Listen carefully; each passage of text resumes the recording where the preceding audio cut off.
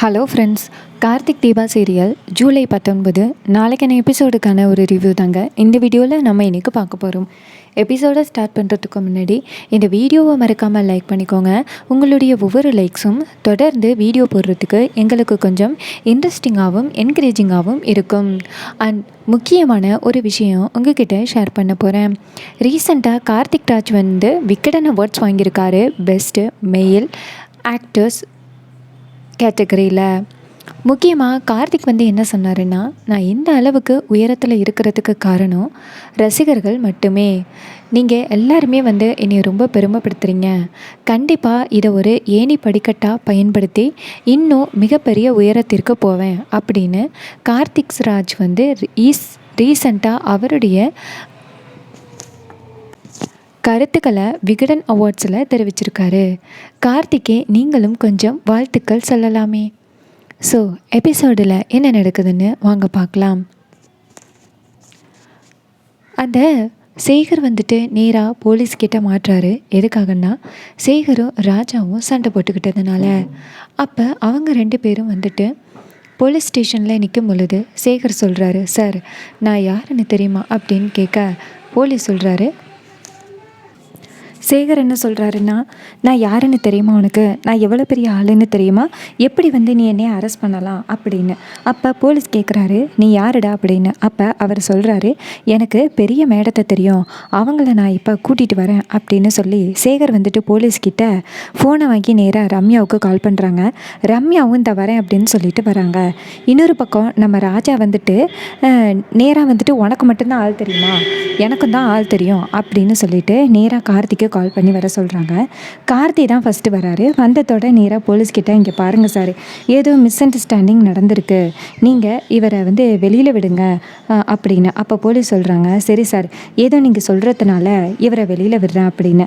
அந்த நேரம் பார்த்து ரம்யா வராங்க. ரம்யா கார்த்தியை பார்த்ததோட ஷாக் ஆகுறாங்க. அப்போ ரம்யா அந்த இடத்துலேருந்து எஸ்கேப் ஆகலாம் அப்படின்னு பார்த்தா டக்குன்னு சேகர் ரம்யாவை கூப்பிட்றாங்க. மேடம் வந்துட்டிங்களா அப்படின்னு. அப்போ கார்த்தி திரும்பி பார்க்குறாரு. பார்த்ததோட அந்த ரம்யா நிற்கிறத பார்த்துட்டு ஷாக் ஆகுறாரு. அப்போ கார்த்தி ரம்யா கிட்ட மேடம் இங்கே நீங்கள் என்ன பண்ணுறீங்க ரம்யா அப்படின்னு கேட்க, அப்போ அந்த சேகர் சொல்கிறாரு, என்ன உங்களுக்கு என் மேடத்தை தெரியுமா அப்படின்னு. அப்போ கார்த்தி சொல்கிறாரு, இவங்க தீபா இருக்காங்களா அவங்களோட பெஸ்ட் ஃப்ரெண்டு அப்படின்னு. அப்போ சேகர் ஷாக் ஆகி, என்ன தீபாவோட பெஸ்ட் ஃப்ரெண்டா அப்படின்னு. அப்போ சேகர் கேட்குறாரு, நீங்கள் யார் சார் தீபாவுக்கு அப்படின்னு. அப்போ கார்த்தி சொல்கிறாரு, நான் தீபாவோட ஹஸ்பண்ட் அப்படின்னு. இதை கேட்டதோட சேகருக்கு தூக்கி வாரி போடுது. ஆஹா, மேடத்தை மிகப்பெரிய பிரச்சனையில் இழுத்து விட்டுட்டோமே அப்படின்னு. அப்போ சேகர் சொல்கிறாரு, சார் இந்த மேடம் நான் கம்பெனியில் வேலை பார்க்குறேன்னா அப்போ தெரியும், அதனால தான் வர சொன்னேன், மற்றபடி இந்த மேடத்துக்கு எனக்கும் சம்மந்தம் கிடையாது அப்படின்னு. அப்போ ராஜா சொல்கிறாரு, என்னடா இவ்வளோ நேரம் இந்த மேடத்தை தெரியும் அப்படி இப்படின்னு அவ்வளோ பீலாவிட்ட, இப்போ மேடம் பம்முற அப்படின்னு. அப்போ சேகர் சொல்கிறாரு, இல்லை இந்த மேடத்தோட கம்பெனியில் தான் நான் ஒர்க் பண்ணுறேன், மேடம் என்னை காப்பாற்றுவாங்க அப்படின்னு நினச்சி தான் கூப்பிட்டேன். மேடம் ரொம்ப நல்லவங்களாக இருந்தாலும் சரி கெட்டவங்களாக இருந்தாலும் சரி இவங்க எல்லாருக்கும் ஹெல்ப் பண்ணுவாங்க அப்படின்னு. இது கேட்டதோட ரம்யா நேராக சேகர் கிட்ட, இங்கே பாரு சேகர், இதுதான் ஃபஸ்ட் டைம் லாஸ்ட் வார்னிங்காக இருக்கட்டும், உனக்கு குடும்பம் இருக்குது, அதனால தான் உன்னை ரிலீஸ் பண்ணுறேன், உன் மேலே தப்பு இருந்துச்சுன்னா கண்டிப்பாக உனக்கு சப்போர்ட்டுக்கு வர மாட்டேன் அப்படின்னு. அப்போ சேகர் சொல்கிறாரு, மேடம் என்னை மன்னிச்சிருங்க, இதுக்கப்புறம் இந்த மாதிரி பிரச்சனைக்கு நான் போக மாட்டேன் அப்படின்னு சொல்லிட்டு சேகர் ராஜா வச்சுருக்கிற பையை மாற்றி எடுத்துகிட்டு போயிடுறாங்க. ராஜா அந்த பையை சேகர் வச்சிருக்கிற பைய இவர் மாற்றி எடுத்துகிட்டு போயிடுறாரு. கார்த்தியும் ராஜாவும் சேர்ந்து நேராக காரில் கிளம்புறாங்க. அப்போ ராஜா சொல்கிறாரு, கார்த்தி பிரச்சனை பண்ணதுனால என் பைக்கையும் பிடிச்சி வச்சுக்கிட்டானுங்க, இனிமே எப்போ கொடுப்பானுங்கன்னு தெரியல அப்படின்னு. அப்போ கார்த்தி சொல்கிறாரு, சரி பரவாயில்ல, என்னுடைய காரில் வா போகலாம் அப்படின்னு. உடனே ராஜாவும் சரி அப்படின்னு சொல்லிட்டு நேராக அவருடைய வீட்டுக்கு கிளம்புறாரு. இன்னொரு பக்கம் நம்ம கார்த்தி நினைக்கிறாரு, இந்த ரம்யாவுக்கும் அந்த சேகருக்கும் என்ன தொடர்பாக இருக்கும் அப்படின்னு கார்த்திக்கு ஒரே சந்தேகமாக இருக்குது. கார்த்தி நேராக ஹாஸ்பிட்டல் போகிறாரு. அங்கே அபிராமியை போய் கார்த்தி பார்க்குறாரு. அப்போ அபிராமி தூங்கிட்டு இருக்காங்க. அப்போ நம்ம தீபா கிட்ட கார்த்தி கேட்குறாரு, அம்மா சாப்பிட்டாங்களா அப்படின்னு. அப்போ கார்த்தி சொல்கிறத கேட்டுட்டு தீபா சொல்கிறாங்க, அதெல்லாம் அம்மா சாப்பிட்டாங்க, சாப்பிட்டுட்டு தூங்கிட்டு இருக்காங்க அப்படின்னு. கார்த்தியும் சரி தீபா, அம்மாவை பத்திரமா பார்த்துக்கோங்க அப்படின்னு சொல்ல, தீபாவும் சரி சார், ஏன் சார் முதல்லையே நான் கூப்பிட்டேன், என்னாச்சு வரத்துக்கு ரொம்ப டைம் ஆகிட்டே அப்படின்னு. அப்போ நம்ம கார்த்தி சொல்கிறாரு, ஒரு நிமிஷம் வா தீபா, அவன்கிட்ட ஒன்று சொல்லணும் அப்படின்னு சொல்ல, தீபாவும் சரி அப்படின்னு சொல்லிட்டு போகிறாங்க. நம்ம தீபா போயிட்டு கேட்குறாங்க கார்த்திக்கிட்ட, என்னாச்சு கார்த்திக் சார் அப்படின்னு. அப்போ கார்த்தி சொல்கிறாரு, தீபா வரும் பொழுது நான் ரம்யாவை பார்த்தேன் அப்படின்னு. அப்போ கார்த்தி கேட்குறாரு, ரம்யாவை பார்த்தீங்களா, எதுக்காக அப்படின்னு. அப்போ கார்த்தி சொல்கிறாரு, இது மாதிரி ராஜா வந்துட்டு ஒரு ஒரு ஆளுக்கிட்ட சண்டை போட்டுட்டாங்க. ஸோ அதனால தான் என்னாச்சு அப்படின்னு கேட்க போகும் பொழுது, அங்கே வந்துட்டு அந்த ஆள் தெரியும் அப்படின்னு ரம்யா வந்தாங்க. அதான் நான் பார்த்தேன், ரம்யாவுக்கு நிறைய பேர் தெரியுமா அப்படின்னு. அதுக்கு தீபா சொல்கிறாங்க, சார் அவள் வந்து பிஸ்னஸ் உமன்ல சார், ஸோ அவளுக்கு எல்லாரையுமே தெரிஞ்சுக்கிறதுக்கு வாய்ப்பு இருக்குது சார் அப்படின்னு. இது கேட்ட கார்த்தியும் சரி தீபா அப்படின்னு சொல்கிறாங்க. அப்போ தீபா கேட்குறாங்க, ஏன் சார் ஏதாவது பெரிய பிரச்சனையா அப்படின்னு. அப்போ கார்த்தி சொல்கிறாரு, பெரிய பிரச்சனையெல்லாம் ஒன்றும் இல்லை தீபா, சும்மா நார்மலாக தான் கேட்டேன் அப்படின்னு. இது கேட்ட தீபாவும் சரி சார் அப்படின்னு சொல்கிறாங்க. அதுக்கப்புறமா சீனசி பண்ணி அந்த ராஜாவை காமிக்கிறாங்க. ராஜா வந்துட்டு நேராக வீட்டுக்கு போயிட்டு அவங்க ஒய்ஃப் வாங்கிட்டு வர சொன்ன பொருட்களை எடுக்கணும்ட்டு பைய பார்க்குறாரு. பார்த்தா அதில் ஒரே காவி வேட்டி காவி சட்டையாக இருக்குது. இதை பார்த்ததோட ராஜாவுக்கு ஷாக்கு. என்ன இது, இதில் ஒரே காவி வேஷ்டி காவி சட்டையாக இருக்குது, என்னடா இது அப்படின்ட்டு உள்ளார பார்த்தா உள்ளார 10 லட்ச ரூபா பணம் இருக்குது.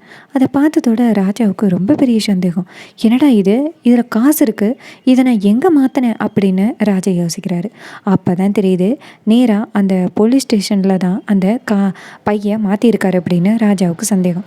அப்போ ராஜாவுக்கு அந்த வெள்ளை வெட்டி வெள்ளை சட்டையை பார்த்ததோட ஒரு சந்தேகம். உடனே ராஜா வந்துட்டு நேராக கார்த்திக்கு கால் பண்ணுறாரு. கார்த்தி வந்துட்டு ஃபோன் அட்டன் பண்ணி, சொல்லு ராஜா அப்படின்னு சொல்ல, ராஜா சொல்கிறாரு, கார்த்தி நான் உன்னை பார்க்கலாமா அப்படின்னு கேட்க, கார்த்தியும் சரி அப்படின்னு சொல்லிட்டு நேராக வந்துட்டு ராஜாவை பார்க்க வராரு. அப்போ ராஜாட்ட கார்த்தி கேட்குறாரு, என்னாச்சு ராஜா, உடனே பார்க்க வரணும்னு சொன்னேன், ஏதோ முக்கியமான விஷயம்னு சொன்னேன், என்னாச்சு அப்படின்னு. அதுக்கு ராஜா சொல்கிறாரு, கார்த்தி போலீஸ் ஸ்டேஷனில் கூட ஒருத்தன் வந்தானே, அவனுடைய பையை நான் மாற்றிட்டேன்னு நினைக்கிறேன், அந்த பையில் என்ன இருக்குது தெரியுமா அப்படின்னு. அப்போ கார்த்தி கேட்குறாரு, என்ன இருக்குது அப்படின்னு. அப்போ ராஜா வந்துட்டு நேராக அந்த பையை காமிக்கிறாரு. பார்த்ததோட கார்த்திக்கு ஷாக்கு. அதில் வெள்ளை வேட்டி வெள்ளை சட்டை இருக்குது, கூடவே 10 லட்ச ரூபா பணமும் இருக்குது. அப்போ அதில் தாடியும் இருக்குது. அதை பார்த்துட்டு ராஜா சொல்கிறாரு, கார்த்தி இதுக்குள்ளே இந்த தாடி வெள்ளை வேட்டி வெள்ளை சட்டையெல்லாம் பார்க்கும் பொழுது எனக்கு என்னமோ சந்தேகமாக இருக்குது, உனக்கு சந்தேகமாக இல்லையா கார்த்தி அப்படின்னு. அப்போ கார்த்தி சொல்கிறாரு, எனக்கும் டவுட்டாக தான் இருக்குது, இதை முதல்ல தீபாட்ட காமிக்கணும் அப்படின்னு. அப்போ ராஜா சொல்கிறாரு, அதான் கார்த்தி நானும் சொல்லணும்னு நினச்சேன், நீ வந்துட்டு கார்த்திகை தீபாட்ட காமி, தீபா சிஸ்டர் என்ன சொல்கிறாங்கன்னு பார்ப்போம், ஆனால் இந்த திங்ஸ் எப்படி அவளோட பையில் வந்துச்சு அப்படின்னு. அப்போ கார்த்தி சொல்கிறாரு, அதான் எனக்கு சந்தேகமாக இருக்குது, எதுவாக இருந்தாலும் தீபா கிட்ட காமிச்சு கேட்டால் மட்டும்தான் நம்மளுக்கு ஃபுல் டீட்டெயில் கிடைக்கும் அப்படின்ட்டு கார்த்தி என்ன பண்ணுறாருன்னா ராஜா கிட்டேருந்து அந்த பையை வாங்கிக்கிறாரு. அப்போ ராஜா சொல்கிறாரு, கார்த்தி எனக்கு என்னமோ உன் வீட்டில் தான் தீபாவை கடத்தினவங்க இருப்பாங்களோன்னு ஒரு சந்தேகமாக இருக்குது அப்படின்னு. அப்போ கார்த்தி சொல்கிறாரு, எனக்கும் ஆரம்பத்துலேருந்து அதான் டவுட்டாக இருக்குது, ஒன்று ஐஸ்வர்யா அண்ணியாக தான் இருக்கணும், வேறு யாராக இருப்பா அப்படின்னு. ராஜா சொல்கிறாரு, அவங்களுக்கு எத்தனை தடவை புத்திமதி சொன்னாலும் திருந்தவே மாட்டாங்களா அப்படின்னு. அப்போ கார்த்தி சொல்கிறாரு, அவங்க திருந்திருந்தா இந்நேரம் திருந்திருக்கணும், அவங்களாம் திருந்துறதுக்கு துளி அளவு கூட சான்ஸே இல்லை. சரி நான் இதை கொண்டு போய் நான் தீபா கிட்ட காமிச்சு விவரத்தை கேட்குறேன் அப்படின்ட்டு கார்த்தி நேராக வீட்டுக்கு வராரு. வீட்டில் நம்ம தீபா சமைச்சிக்கிட்டு இருக்காங்க. கார்த்தி வேகமாக வரதை பார்த்துட்டு நம்ம ஐஸ்வர்யா நினைக்கிறாங்க, என்ன இது கார்த்தி இவ்வளோ வேகமாக வரான் அப்படின்னு. ஐஸ்வர்யா நேராக வந்துட்டு கார்த்தியை ஃபாலோ பண்ணிக்கிட்டு போகிறாங்க. கார்த்தி வந்துட்டு நேராக தீபாவை பார்க்குறாங்க. அப்போ தீபா சொல்கிறாங்க, என்ன சார் இது கிச்சன் வரைக்கும் வந்திருக்கீங்க, நீங்கள் அங்கே வெயிட் பண்ணுங்கள், நான் உங்களுக்கு சாப்பாடு எடுத்துகிட்டு வரேன் அப்படின்னு. அப்போ கார்த்தி சொல்கிறாரு, இல்லை தீபா ஒரு முக்கியமான விஷயமாக தான் உங்களை பார்க்க வந்தேன் அப்படின்னு. அப்போ தீபா கேட்குறாங்க, என்ன சார் அப்படின்னு. அப்போ கார்த்தி சொல்கிறாரு, இதை பாருங்கள் அப்படின்னு. அப்போ நம்ம தீபா பார்க்குறாங்க. பார்த்துட்டு என்னாச்சு சார் அப்படின்னு கேட்க, அப்போ கார்த்தி சொல்கிறாரு, தீபா இதை நல்லா பாருங்களேன், இது எங்கேயாவது உங்களுக்கு ஞாபகம் இருக்கா அப்படின்னு. அப்போ தீபா வந்துட்டு கார்த்தி காமிக்கிற பையை பார்க்குறாங்க. உள்ளார பார்த்தா உள்ளார வெள்ளை வேட்டி வெள்ளை சட்டை இருக்குது, தாடியும் இருக்குது. இதை பார்த்ததோட நம்ம தீபா சொல்கிறாங்க, சார் இது அன்றைக்கி அந்த சாமியார் போட்டிருந்தாருல்ல அதே மாதிரி காஸ்டியூம் மாதிரி இருக்குது சார் அப்படின்னு. அப்போ கார்த்தி சொல்கிறாரு, அதான் தீபா எனக்கு சந்தேகமாக இருந்துச்சு, உங்களுக்கு தெரியுமான்னு கேட்குறதுக்காக தான் எடுத்துகிட்டு வந்தேன் அப்படின்னு. அப்போ தீபா கேட்குறாங்க, சார் இது ஏது சார் உங்களுக்கு அப்படின்னு. அப்போ கார்த்தி சொல்கிறாரு, நேற்று நான் ராஜாவை கூட போலீஸ் ஸ்டேஷன்லேருந்து கூட்டிகிட்டு வந்தேனே, அங்கே இன்னொருத்தன் வந்திருந்தான். அவன் பேர் என்னமோ ஷேகர்னு சொன்னாங்க. அவன்கிட்ட தான் இந்த பையன் இருந்திருக்கணும். அப்போ தான் ராஜா இந்த பையன் மாற்றிருக்கணும். கண்டிப்பாக அவன் தான் எது முள்ளு வேலை பண்ணியிருக்கணும். ஆனால் அவனை வந்துட்டு ரம்யாவுக்கு தெரியுமே அப்படின்னு. இது கேட்டதோட தீபா சொல்கிறாங்க, என்ன சார் சொல்கிறீங்க, அந்த மாதிரி ஆளை ரம்யாவுக்கு தெரியுமா அப்படின்னு. அப்போ கார்த்தி சொல்கிறாரு, எனக்கும் ஒரே சந்தேகமாக இருக்குது. உங்ககிட்ட ஃபைனலாக கேட்டுக்கிறதுக்காக தான் இந்த பையன் பார்த்தா உங்களுக்கு என்ன தோணுதுன்னு கேட்டேன். நீங்களும் சரின்னு சொல்லிட்டீங்க. இது வந்துட்டு அந்த சாமியாரோட திங்ஸ் தானே கண்டுபிடிச்சாச்சே, ஸோ இதை வச்சு கண்டுபிடிச்சிடலாம் அப்படின்ட்டு கார்த்தி சொல்கிறாரு. அப்போ ரம்யா சொல்கிறாங்க, சார் தீபா சொல்கிறாங்க, சார் ரம்யாவுக்கும் இதுக்கும் எந்த வித சம்மந்தமும் இருக்காது, நீங்கள் தேவையில்லாமல் ரம்யாவை சந்தேகப்படாதீங்க அப்படின்னு. அப்போ கார்த்தி சொல்கிறாரு, தீபா ஒரு பக்கம் நம்ம விசாரிக்கணும்னா 4 பக்கமும் நம்ம கேட்டு தான் ஆகணும், இதில் என்ன இருக்குது அப்படின்னு. தீபாவும் சரி சார் அப்படின்னு சொல்கிறாங்க. அதுக்கப்புறமா கார்த்தி என்ன பண்ணுறாருன்னா நேராக வந்துட்டு சரவணனை பார்க்க போகிறாரு. அப்போ சரவணன் சொல்கிறாரு, சொல்லு கார்த்தி, ரொம்ப நாளைக்கு அப்புறம் வந்திருக்க, ஏதாவது ப்ராப்ளமா அப்படின்னு. அப்போ கார்த்தி சொல்கிறாரு, ப்ராப்ளம் எல்லாம் இல்லை, உங்ககிட்ட ஒரு முக்கியமான ஒருத்தரை பற்றி விசாரிக்க சொல்லணும் அப்படின்னு. அப்போ சரவணன் கேட்குறாரு, யாரை பற்றி கார்த்தி விசாரிக்கணும் அப்படின்னு. அப்போ கார்த்தி சொல்கிறாரு, தீபாவோட ஃப்ரெண்டு ரம்யா இருக்காங்கல்ல, அவங்கள பற்றி தான் விசாரிக்கணும் அப்படின்னு. இதை கேட்டதோட சரவணன் சொல்கிறாரு, ஏன் கார்த்தி அவங்கள விசாரிக்கணும்னு சொல்கிறீங்க, ஏதாவது ரொம்ப பெரிய ப்ராப்ளமா அப்படின்னு. அப்போ கார்த்தி சொல்கிறாரு, ரொம்ப பெரிய ப்ராப்ளம் எல்லாம் இல்லை, ஒரு சின்னதாக சந்தேகம், ஒருவேளை அவங்க வந்துட்டு தீபாவை கடத்தியிருப்பாங்களோன்னு எனக்கு திடீர்னு ஒரு சந்தேகம், ஸோ அதனால தான் கேட்டேன் அப்படின்னு. அப்போ சரவணன் கேட்குறாரு, உங்களுடைய இந்த சந்தேகத்திற்கு காரணம் என்னென்னு தெரிஞ்சுக்கலாமா கார்த்தி அப்படின்னு. அப்போ கார்த்தி சொல்கிறாரு, இது மாதிரி நேற்று ஒரு ஸ்டேஷனுக்கு போயிருந்தேன், அங்கே வந்துட்டு சேகர்னு ஒருத்தன் வந்திருந்தான், அவன்கிட்ட உள்ள பேக் வந்துட்டு ராஜா கிட்ட வந்து மாறி போச்சு. அப்போ அந்த பேக்கை செக் பண்ணும் பொழுது அதில் வந்துட்டு போலீஸ் சாமியாராக கெட்ட போட்ட பொருட்கள் இருந்துச்சு. அதை பார்த்ததோட எனக்கு ரொம்ப பெரிய சந்தேகமாயிருச்சு. ஸோ கண்டிப்பாக இதுக்கும் அந்த ரம்யாவுக்கும் ஏதோ கனெக்ஷன் இருக்குது அப்படின்னு எனக்கு ஒரு சந்தேகம். அதான் உங்ககிட்ட அந்த ரம்யாவை பற்றி விசாரிக்கலாமான்னு கேட்டேன் அப்படின்னு. அப்போ சரவணன் சொல்கிறாரு, அதுக்கு என்ன கார்த்தி, கண்டிப்பாக விசாரிச்சிடலாம், அந்த சேகர் இருக்கான அவனோட ஃபோட்டோ எதுவும் இருக்குமா அப்படின்னு. அப்போ கார்த்தி சொல்கிறாரு, இல்லை சார் அவனுடைய ஃபோட்டோ எதுவும் இல்லை, ஆனால் ரம்யாவுக்கு அவனை பற்றி தெரியும் அப்படின்னு. அப்போ சரவணன் சொல்கிறாரு, கார்த்தி அவ்வளோதானே, நான் பார்த்துக்கிறேன், எந்த ஸ்டேஷனில் வந்துட்டு சரவணனையும் அந்த சேகரையும் பிடிச்சி வச்சுருந்தாங்க அப்படின்னு. அப்போ கார்த்தி ஒரு ஸ்டேஷன் பேரை சொல்கிறாரு. சரவணனும் சரி நான் பார்த்துக்கிறேன் அப்படின்னு சொல்கிறாங்க. அப்போ கார்த்திக்கு ஹாஸ்பிட்டல்லேருந்து கால் வருது, டாக்டர் வந்து கால் பண்ணுறாங்க.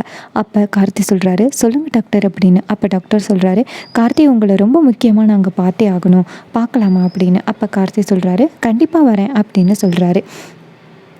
அப்போ சரவணன் சொல்கிறாரு, கார்த்தி நீ போயிட்டு உங்கள் அம்மாவை பார்த்துக்க, இந்த பக்கம் என்ன பிரச்சனையோ அதை நாங்கள் பார்த்துக்குறோம் அப்படின்னு. கார்த்தியும் சரி ரொம்ப நன்றி அப்படின்னு சொல்லிட்டு நேராக வந்துட்டு ஹாஸ்பிட்டல் கிளம்புறாரு. கார்த்தி நேராக ஹாஸ்பிட்டல் போகிறாரு. அங்கே போனதோட தீபாவை பார்க்குறாரு. அப்போ தீபா கேட்குறாங்க, என்ன சார் ஹாஸ்பிட்டல் வந்திருக்கீங்க, ஏதோ கம்பெனியில் முக்கியமான வேலை அப்படின்னு சொல்லிட்டு போனீங்களே அப்படின்னு. அப்போ கார்த்தி சொல்கிறாரு, அதான் தீபா முக்கியமான வேலைன்னு சொல்லிட்டு போனேன், டாக்டர் திடீர்னு கால் பண்ணி என்னை வந்து கூப்பிட்டாரு, ஸோ அதுக்காக தான் நான் வந்துட்டு உடனே இங்கே வந்தேன் அப்படின்னு. அப்போ தீபா கேட்குறாங்க, ஏன் சார் ரொம்ப முக்கியமான விஷயமா அப்படின்னு. அப்போ கார்த்தி சொல்கிறாரு, இல்லை தீபா இந்த டிஸ்சார்ஜ் பற்றின விஷயத்துக்கு பேசுகிறதுக்காக தான் என்னை கூப்பிட்ருப்பாங்க, நீ வந்துட்டு அம்மாவை பார்த்துக்க, நான் போயிட்டு என்னன்னு கேட்டு வரேன் அப்படின்னு. அதுக்கு நம்ம தீபாவும் சரிங்க சார் அப்படின்னு சொல்கிறாங்க. அதுக்கப்புறமா கார்த்தி வந்துட்டு நேராக டாக்டரை பார்க்குறாரு. அப்போ டாக்டர் வந்துட்டு நேராக கார்த்தியை பார்த்து, கார்த்தி உங்ககிட்ட ரொம்ப முக்கியமான விஷயத்த சொல்கிறதுக்காக தான் உங்களை கூப்பிட்டேன் அப்படின்னு சொல்ல. அப்போ கார்த்தி கேட்குறாரு, என்ன சார் ஏதாவது ப்ராப்ளமா அப்படின்னு. அப்போ டாக்டர் சொல்கிறாரு, கார்த்தி ப்ராப்ளம் தான் கார்த்தி, உங்கள் அம்மாவுக்கு இதயத்துக்கு பக்கத்துலேயே குண்டு போனதுனால இப்போ உங்கள் அம்மாவோட ஹார்ட் வந்து ரொம்ப வீக்காக இருக்குது. இதனால் அவங்கக்கிட்ட வந்துட்டு ரொம்ப ஷாக்கான நியூஸ் எல்லாம் எதுவுமே சொல்லக்கூடாது. அப்படி ஷாக்கான நியூஸ் எதுவும் சொன்னால் உங்கள் அம்மாவோட இதயத்திற்கு ஏதாவது ஆபத்து வரதுக்கு வாய்ப்பு இருக்குது அப்படின்னு. இதை கேட்டதோட கார்த்தி சொல்கிறாரு, சார் என்ன சார் சொன்னீங்க? எங்கள் அம்மாவுக்கு இனிமேல் எந்த பிரச்சனையும் இல்லை, எங்கள் அம்மா நல்லபடியாக வீட்டுக்கு வருவாங்க அப்படின்னு சொன்னீங்க. இப்போ திடீர்னு இப்படி சொல்கிறீங்களே டாக்டர் அப்படின்னு. அப்போ டாக்டர் சொல்கிறாரு, கார்த்தி நாங்களும் அதான் நினச்சோம். உங்கள் அம்மாவுக்கு ஃபுல்லாக க்யூர் ஆகிட்டு இனிமேல் எந்த பிரச்சனையும் இல்லை, உங்கள் அம்மா நல்லபடியாக இனிமேல் திரும்பி வந்துடுவாங்க அப்படின்னு தான் நாங்கள் நினச்சோம். உங்ககிட்டையும் சொன்னோம். ஆனால் இந்த மாதிரி ஒரு சுச்சுவேஷன் வரும் அப்படின்னு நாங்கள் கூட எதிர்பார்க்கல கார்த்தி. இங்கே பாருங்கள், உங்கள் அம்மாவை இனிமேல் தான் நீங்கள் பத்திரமா பார்த்துக்கணும். 3 இடத்துல குண்டடிப்பட்டிருக்கு உங்கள் அம்மாவுக்கு. அதனால் உங்கள் அம்மாவோட உயிர் வந்து இன்னுமே ஆபத்தில் தான் இருக்குது. ஒரு செகண்ட் வந்து நீங்கள் ஷாக்கிங்கான நியூஸை சொன்னாலும் உங்கள் அம்மாவோட உயிர் பிரியறதுக்கு வாய்ப்பு இருக்குது அப்படின்னு. இது கேட்டதோட கார்த்தி வந்து அழுகிறாரு. சார் என்ன சார் இப்படி சொல்கிறீங்க அப்படின்னு. அப்போ டாக்டர் சொல்கிறாரு, கார்த்தி இது மாதிரி நான் எத்தனையோ கேஸை பார்த்துருக்கேன். எந்தவித ஷாக்கிங் நியூஸை கூட கேட்காம கூட ரொம்ப வருஷம் கூட வாழ்ந்திருக்காங்க. அதனால் கார்த்தி நீங்கள் ஷாக்கிங் நியூஸ் எதையுமே உங்கள் அம்மா கிட்ட சொல்லாமல் மெயின்டைன் பண்ணுறது ரொம்ப நல்லது அப்படின்னு. இது கேட்டதோட கார்த்தியும் சரிங்க டாக்டர் அப்படின்னு சொல்லிட்டு கார்த்தி அந்த இடத்துலேருந்து கிளம்புறாரு. அப்போ நம்ம தீபா கேட்குறாங்க, கார்த்திக் சார் என்னாச்சு? டாக்டர் என்ன சொன்னார்? எதுவும் ஆபத்தான விஷயம் இல்லை அப்படின்னு. அப்போ கார்த்தி சொல்கிறாரு, அம்மா இன்னும் ஆபத்தான கட்டத்துலேருந்து தாண்டலையாம். அம்மா கிட்ட வந்து எதுவும் ஷாக்கிங்கான நியூஸை சொல்லக்கூடாது, அப்படி சொன்னால் இதையே நிற்கிறதுக்கு வாய்ப்பு இருக்குது அப்படின்னு டாக்டர் சொல்லிட்டாரு அப்படின்னு. இதை கேட்டதோட செம்ம ஷாக் ஆகுறாங்க நம்ம தீபா. சார் என்ன சார் இப்படி சொல்கிறீங்க? இப்போ தானே சார் அத்தைக்கு வந்து குணமாகணுச்சு, இப்போ திடீர்னு இப்படி ஒரு பிரச்சனையா அப்படின்னு. அப்போ கார்த்தி சொல்கிறாரு, அதே தான் தீபா, மருந்து மாத்திரையில் கூட அம்மாவை சரி பண்ண முடியாதான் அப்படின்னு. இது கேட்டதோட தீபா சொல்கிறாங்க, சார் எப்படி சார் ஒரு மனுஷனுக்கு நல்லதும் நடக்கும் கெட்டதும் நடக்கும், ஷாக்கிங்கான விஷயமும் நடக்கும் சந்தோஷமான விஷயமும் நடக்கும், எப்படி சார் நம்ம சொல்லாமல் இருக்க முடியும் அப்படின்னு. அப்போ கார்த்தி தான் சொல்கிறாரு, அதான் தீபா எனக்கு என்ன பண்ணுறதுன்னே புரியல, கஷ்டமாக இருக்குது அப்படின்னு கார்த்தி சொல்ல. அப்போ தீபா சொல்கிறாங்க, சார் இது வரைக்கும் உள்ள பிரச்சனையை எப்படியோ நம்ம சமாளிச்சிட்டோம், இதுக்கப்புறம் வரப்போகிற பிரச்சனையும் கண்டிப்பாக நம்மளால் சமாளிக்க முடியும், கண்டிப்பாக அத்தைக்கு எதுவும் ஆகாது, கவலைப்படாதீங்க அப்படின்ட்டு தீபா வந்துட்டு கார்த்திக்கு ஆறுதல் சொல்கிறாங்க. கார்த்தியும் சரி அப்படின்னு சொல்ல. அப்போ தீபா சொல்கிறாங்க, சரி இதை பற்றி நம்ம குடும்பத்துக்கிட்ட ஆல்ரெடி டிஸ்கஸ் பண்ணிடுவோம், ஏன்னா நம்ம எல்லாருமே ஒத்துமையாக இருக்கிறோம், அத்தை அடிக்கடி சொல்லியிருக்காங்க குடும்பம் வந்து ஒத்துமையாக இருக்கணும், ஒரு பிரச்சனைனா ஷேர் பண்ணணும் அப்படின்னு சொல்லியிருக்காங்க. அதனால் அத்தையை தவிர்த்து குடும்பத்தில் உள்ள எல்லாருக்கிட்டையும் நமக்கு ஒரு வார்னிங் சொல்லிடுவோம் அப்படின்னு. இது கேட்டதோட கார்த்தியும், நீ சொல்கிறதும் சரிதான் தீபா, அவங்கக்கிட்ட நம்ம சொல்கிறது நல்லது தான் அப்படின்ட்டு கார்த்தியும் சரின்னு சொல்லிட்டு நேராக அவங்க அம்மா வந்து பார்க்குறாரு. அப்போ கார்த்தியோட முகம் வாடி போய் இருக்கிறத பார்த்துட்டு அபிராமி நேராக கார்த்திக்கிட்ட, கார்த்தி என்னாச்சுப்பா அப்படின்னு கேட்க கார்த்தி சொல்கிறாரு, ஒன்றும் இல்லைம்மா அப்படின்னு. அப்போ அபிராமி நேராக கார்த்தியை கூப்பிட்றாங்க, இங்கே வாப்பா அப்படின்னு. அப்போ கார்த்தி போயிட்டு அவங்க அம்மா பக்கத்தில் உட்கார்றாரு. அப்போ அபிராமி கார்த்தியோட தலையை கோதி விட்டுட்டு, இங்கே பாருப்பா நான் நல்லா தான் இருக்கேன், எனக்கு எந்த பிரச்சனையும் இல்லை, இனிமேல் நீ என்னை பற்றி கவலைப்பட வேண்டிய அவசியமே இல்லை, எமனையே நான் ஏமாற்றிட்டு உங்களை பார்க்குறதுக்கு வந்துட்டேன், இதுக்கப்புறம் நீ ஏன்பா கவலைப்படுற, நீ எதுக்கும் கவலைப்படாத, நான் உனக்கு எப்போவுமே துணையாக இருக்கேன் அப்படின்ட்டு நம்ம அபிராமி கார்த்திக்கு தைரியம் சொல்கிறாங்க. அப்போ கார்த்தி மனசில் யோசிக்கிறாரு, அம்மா ஒரு சின்ன ஷாக்கிங் விஷயத்த சொன்னாலும் உங்களுக்கு ஏதாவது நடந்துடும் அப்படின்னு அந்த டாக்டர் சொல்லும் பொழுது எனக்கு பயமாக இருக்குமா, எப்படியாவது நீங்கள் நல்லபடியாக குணமாகி வரணும் அப்படின்னு கார்த்தி ரொம்ப ஃபீல் பண்ணுறாரு. அபிராமி சொல்கிறாங்க, கார்த்தி ஏன்பா இப்படி சோகமாக இருக்க, இங்கே பாரு அம்மா தான் நல்லபடியாக வந்துட்டேன்னு நீ கவலைப்படாதப்பா அப்படின்னு. அப்போ நம்ம தீபா மனசுக்குள்ளே நினைக்கிறாங்க, அத்தை உங்களுக்காக தான் அவர் ரொம்ப கவலைப்பட்டுக்கிட்டு இருக்காரு அப்படின்னு. அப்போ மீனாட்சி சொல்கிறாங்க, தம்பி ஏன் தம்பி இப்படி கவலையாக இருக்கீங்க, கண்டிப்பாக அம்மாவுக்கு சரியாகிடும், நம்ம இன்றைக்கி அம்மாவை டிஸ்சார்ஜ் பண்ணி வீட்டுக்கு கூட்டிகிட்டு போகிறோம் அப்படின்னு. இதை கேட்டதோட கார்த்தியும் சரி அப்படின்னு சொல்கிறாரு. அதுக்கப்புறமா அபிராமி நேராக கார்த்திக்கிட்ட, இங்கே பாருப்பா கார்த்தி, நீ எதுக்கும் கவலைப்படாத, உங்கள் அம்மா உன் கூடையே தான் இருப்பா அப்படின்னு சொல்கிறாங்க. கார்த்தியும் சரி அப்படின்னு சொல்லிட்டு வெளியில் வராரு. அப்போ நம்ம தீபா கேட்குறாங்க, கார்த்திக் சார் ஏன் சார் இப்படி ஃபீல் பண்ணுறீங்க, கவலைப்படாதீங்க சார், எல்லாம் நல்லதாகவே நடக்கும் அப்படின்னு கார்த்தி சொல்கிறாரு. இல்லை ஏற்கனவே அம்மாவுக்கு குண்டடிப்பட்டதை பார்க்கும் பொழுது எனக்கு ரொம்ப கவலையாக இருந்துச்சு, ஆனால் இப்போ இது வேறையா என்னால் தாங்கிக்க முடியலை தீபா அப்படின்னு. அப்போ தீபா சொல்கிறாங்க, கவலைப்படாதீங்க சார், எல்லாமே சரியாகிடும் அப்படின்னு. அதுக்கப்புறமா அபிராமியை டிஸ்சார்ஜ் பண்ண சொல்லி டாக்டர் சொல்கிறாங்க. நம்ம கார்த்திகையும் சரி அப்படின்னு சொல்லிக்கிட்டு டாக்டர் கிட்ட அவங்க அம்மாவுக்கு என்னென்ன டேப்லெட் கொடுக்கணுமோ எல்லாத்தையுமே வந்துட்டு கேட்டுக்கிட்டு நேராக வீட்டுக்கு கிளம்புறாங்க. நம்ம அபிராமி வந்துட்டு வீட்டு வாசலில் வந்து நிற்கிறாங்க. நம்ம தீபா போயிட்டு ஆரத்தி எடுத்துகிட்டு அவங்க அத்தைக்கு ஆரத்தி எடுக்கிறாங்க. இதை பார்த்துட்டு அபிராமி சொல்கிறாங்க, மருமகளே நீ ஆரத்தி எடுக்கிறது பார்த்து எனக்கு ரொம்ப சந்தோஷமாக இருக்குது அப்படின்னு. அப்போ தீபாவும் சரித்த அப்படின்னு சொல்லிட்டு அபிராமியை வீட்டுக்குள்ளே கூட்டிகிட்டு வராங்க. வந்ததோட அபிராமி உட்காடுறாங்க. அப்போ அருணாச்சலம் சொல்கிறாரு, நாச்சியா இந்த பழைய வீட்டுக்கு நம்ம மறுபடியும் வந்தாச்சு. புது வீட்டுக்கு போனதுனால தான் அவ்வளோ பிரச்சனை அப்படின்னு எனக்கு ரொம்ப சங்கடமாக இருந்துச்சு. அதனால தான் நான் உடனேயே வீட்டை மாற்றிட்டேன் அப்படின்னு அபிராமி சொல்கிறாங்க. அதுவும் நல்லது தாங்க அப்படின்னு. அப்போ அருணாச்சலம் சொல்கிறாரு, அந்த வீடு நமக்கு எப்போவுமே ராசி தான் அபிராமி. அந்த பழைய வீட்டில் இருந்தோம், நான் இல்லைன்னு சொல்லலை. ஆனால் இப்போ திடீர்னு வந்துட்டு உனக்கு உடம்பு சரியில்லாமல் போனதுலேருந்து எனக்கு ரொம்ப பயமாக இருக்குது. அதனால தான் நாங்கள் வீட்டை மாற்றிட்டோம் அப்படின்னு. இதை கேட்டுட்டு அபிராமி சொல்கிறாங்க, எனக்கு கவலைப்படாதீங்க, எனக்கு எந்த பிரச்சனையும் இல்லை, நான் நல்லா தான் இருக்கேன், நம்ம பழைய வீட்டுக்கே மாறிடுவோம் அப்படின்னு. இது கேட்டதோட அருணாச்சலமும், நீ இப்படி தான் சொல்லுவேன்னு தெரியும் அபிராமி, அதனால தான் நாங்கள் வீட்டை மாற்றிட்டோம் அப்படின்னு. அதுக்கப்புறமா அபிராமியை வந்துட்டு தீபா அப்படியே ஆரத்தி எடுத்து வீட்டுக்குள்ளே வரவேற்று கொண்டாந்து உட்கார வச்சுருக்காங்க. அப்போ தான் இதெல்லாம் நடந்துக்கிட்டுருக்கு. அப்போ நம்ம கார்த்தி வந்துட்டு நேராக அவங்க அம்மாட்ட, அம்மா நீங்கள் கல்யாணத்துக்கான எல்லா ஏற்பாடுகளும் பண்ண சொன்னீங்கல்ல, எல்லா ஏற்பாடுகளும் தயாராக இருக்குது அப்படின்னு. அப்போ அபிராமியும் சரிப்பா அப்படின்னு சொல்கிறாங்க. அப்போ நம்ம கார்த்தி வந்துட்டு நேராக தீபாவை கூப்பிட்றாரு. தீபாவை கூப்பிட்டு, தீபா அம்மாவுக்கு வந்துட்டு காலையில் மாத்திரை கொடுக்கணும்ல, மாத்திரை கொடுத்ததோட செத்த அம்மா வந்து ரெஸ்ட் எடுக்கணும், அதனால் அம்மாவுக்கு சாப்பாடெல்லாம் ரெடி பண்ணு அப்படின்னு. இது கேட்டதோட தீபாவும் சரிங்க அப்படின்னு சொல்லிட்டு நேராக கிச்சனுக்கு போயிட்டு அவங்க அம்மாவுக்கு சாப்பாடெல்லாம் ரெடி பண்ணுறாங்க. சாப்பாடெல்லாம் ரெடி பண்ணி கொண்டாந்து டேபிளில் வைக்கிறாங்க. அப்போ அபிராமியை மகாராணி மாதிரி உட்கார வச்சு சாப்பாடு கொடுக்குறாங்க. நம்ம கார்த்தி தான் வந்துட்டு அவங்க அம்மாவுக்கு சாப்பாடு பரிமாறுறாரு. ஸோ இதை பார்த்துட்டு ரொம்ப சந்தோஷப்படுறாங்க நம்ம தீபா. அப்போ அபிராமி சொல்கிறாங்க, என்ன கார்த்தி இது, நீயும் உட்காந்து சாப்பிடு, ஏன் எல்லோரும் நிற்கிறீங்க, எல்லோரும் உட்காந்து என் கூட சாப்பிடுங்களேன், ரொம்ப நாள் ஆகிட்டுல உங்கள் எல்லோரும் கூட உட்காந்து சாப்பிடு அப்படின்னு. அப்போ ஐஸ்வர்யா சொல்கிறாங்க, சரித்த அப்படின்னு சொல்லிட்டு எல்லாருமே உட்காடுறாங்க. அப்போ நம்ம தீபா வந்துட்டு சாப்பாடு பரிமாறுறாங்க.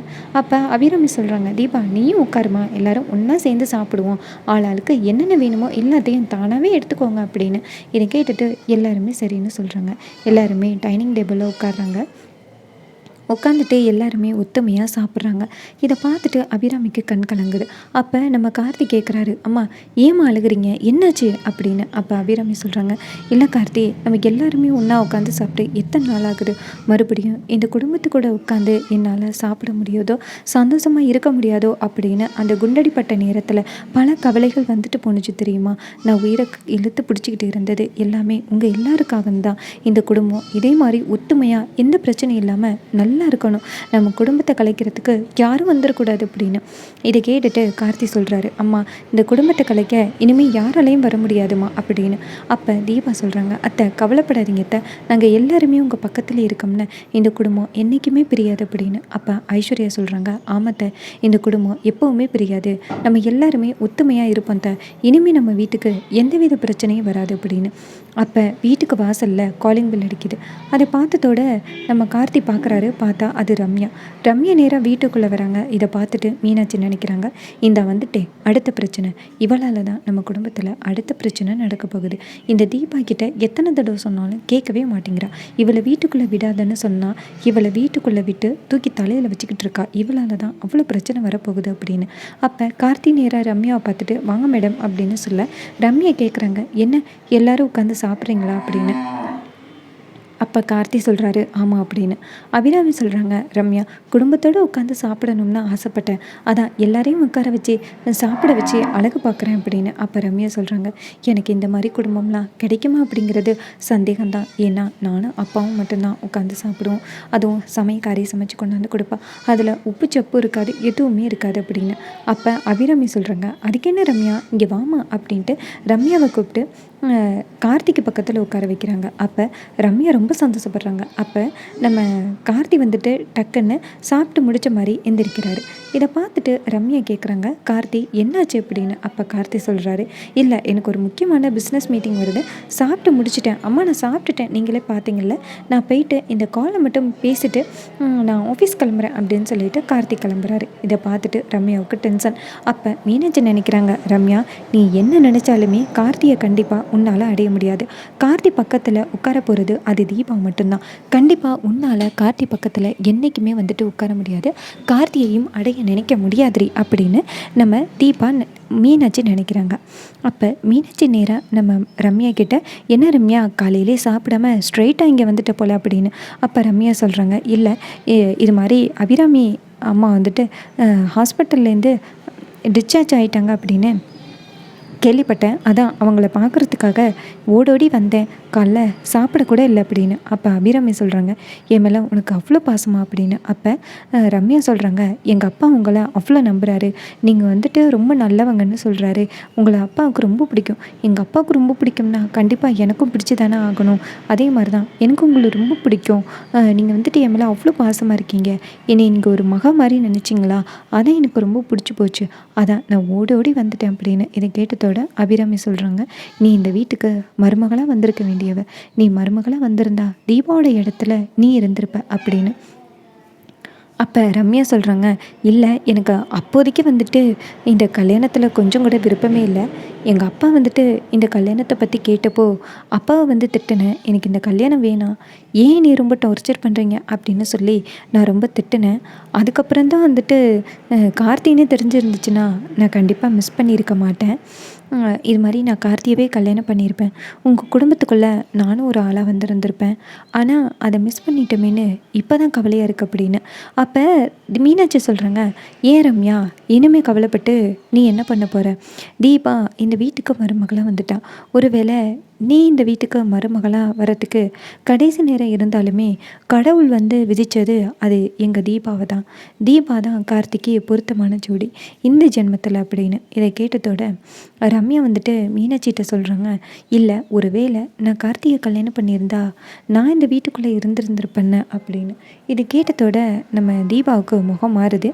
அப்போ மீனாட்சி சொல்கிறாங்க, நடந்து முடிஞ்ச கதையை பற்றி இதுக்கப்புறம் பேசி என்ன பண்ண போகிற ரம்யா, இங்கே பாரு, உனக்கு ஒரு நல்ல இடத்துல எங்கள் அத்தை ரொம்ப கஷ்டப்பட்டு வரன் தேடிக்கிட்டு இருக்காங்க, கார்த்தியும் உனக்கு தான் மாப்பிள்ளை பார்த்துக்கிட்டு இருக்காரு, கூடிய சீக்கிரம் உனக்கும் இதே மாதிரி ஒரு குடும்பம் கிடைக்கும் அப்படின்னு. இதை கேட்டதோட ரம்யா நினைக்கிறாங்க, இதே மாதிரி குடும்பம்லாம் வேணாம், எனக்கு இதே குடும்பம் தான் வேணும் அப்படின்னு ரம்யா நினைக்கிறாங்க.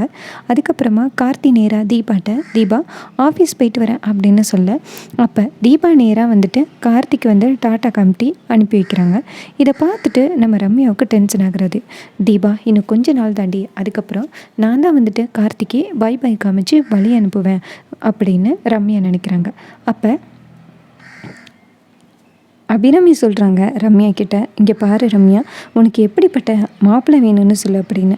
அப்போ ரம்யா சொல்கிறாங்க, அம்மா இதில் என்னம்மா கேள்வி இருக்குது, எனக்கு இதே மாதிரி ஒரு வீடு, இதே மாதிரி உங்களை மாதிரி பாசமாக உள்ள சொந்தங்கள், அப்புறம் அதே மாதிரி கார்த்திக் சார் மாதிரியே ஒரு ஹஸ்பண்ட் கிடச்சா போதும் அப்படின்னு. அப்போ நம்ம மீனாட்சி நினைக்கிறாங்க, இவ ஸ்ட்ரைட்டாகவே கார்த்தி தான் வேணும்னு சொல்லிக்கிட்டு இருக்கா, இது தெரியாமல். அப்போ ரம்யா சொல்கிறாங்க, இங்கே பாருங்கள், உங்களை மாதிரியே ஒரு குடும்பம் கிடைச்சாலே போதும் அப்படின்னு.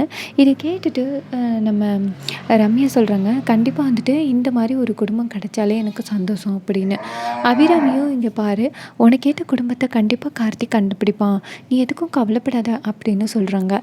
இன்னொரு பக்கம் நம்ம தீபா வந்துட்டு ரம்யாட்ட சொல்கிறாங்க, இங்கே பாரு ரம்யா, நீ வந்துட்டு கவலைப்படாத, நான் அன்றைக்கி பரிகாரம் செய்யும் பொழுது நான் உன்கிட்ட என்ன சொன்னேன், இதே மாதிரி ஒரு குடும்பம் உனக்கு கிடைக்கும்னு நான் சொன்னேன் என்ன அப்படின்னு. அபிராமி சொல்கிறாங்க, அதான் என் மருமகளே சொல்லிட்டாளே அப்படின்னு.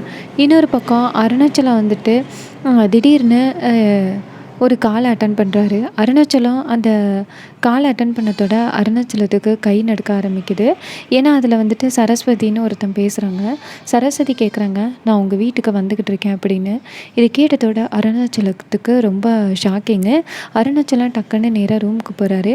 ரூமுக்கு போயிட்டு, சரஸ்வதி நீ எதுக்கு இங்கே வர, நீ வராத, இப்போ தான் அபிராமிக்கு உடம்பு சரியாக இருக்குது அப்படின்னு. அதுக்கு அந்த சரஸ்வதி சொல்கிறாங்க, இல்லை எத்தனை நாள் தான் வந்துட்டு என் பையன்கிட்டேருந்து நீங்கள் பிரித்து வச்சுருப்பீங்க, நான் வரப்போகிறேன் வீட்டுக்கு அப்படின்னு சொல்கிறாங்க. இது கேட்டதோட அருணாச்சலம் வந்து கெஞ்சுறாரு, சரஸ்வதி வராத சரஸ்வதி அப்படின்னு. ஆனால் சரஸ்வதி சொல்கிறாங்க, நான் வந்துக்கிட்டு இருக்கேன், நான் இன்னும் 1 மணி நேரத்தில் வீட்டுக்கு வந்துடுவேன், நான் வரப்போகிறத யாராலையும் தடுக்க முடியாது அப்படின்னு சொல்லிட்டு ஃபோனை கட் பண்ணுறாங்க. அருணாச்சலத்துக்கு பயம் தாங்க முடியல. ரொம்பவே சூப்பராகவும் எக்ஸைட்டிங்காகவும் அப்கமிங் எபிசோடு இருக்க போகுது. இதே மாதிரி இன்னுமே அப்டேட்ஸை தொடர்ந்து இந்த சேனலில் பார்க்கணும்னா மறக்காமல் இந்த சேனலை சப்ஸ்கிரைப் பண்ணிக்கோங்க. இது வரைக்கும் இந்த வீடியோவை தொடர்ந்து பார்த்தா உங்கள் எல்லாருக்குமே ரொம்ப நன்றி. அடுத்த வீடியோவில் பார்க்கலாம். தேங்க்யூ ஃபார் வாட்சிங்.